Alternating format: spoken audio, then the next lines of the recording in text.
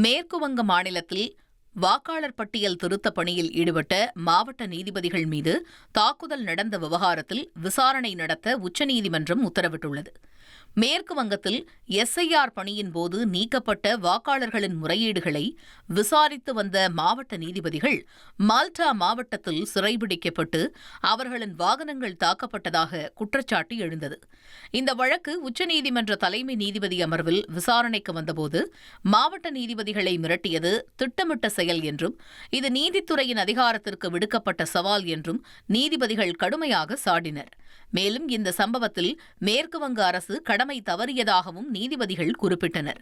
இந்த வழக்கை சிபிஐ அல்லது தேசிய புலனாய்வு முகமை விசாரிக்க வேண்டும் என்றும் விசாரணையின் முதற்கட்ட அறிக்கையை உச்சநீதிமன்றத்தில் தாக்கல் செய்யவும் நீதிமன்றம் உத்தரவிட்டுள்ளது.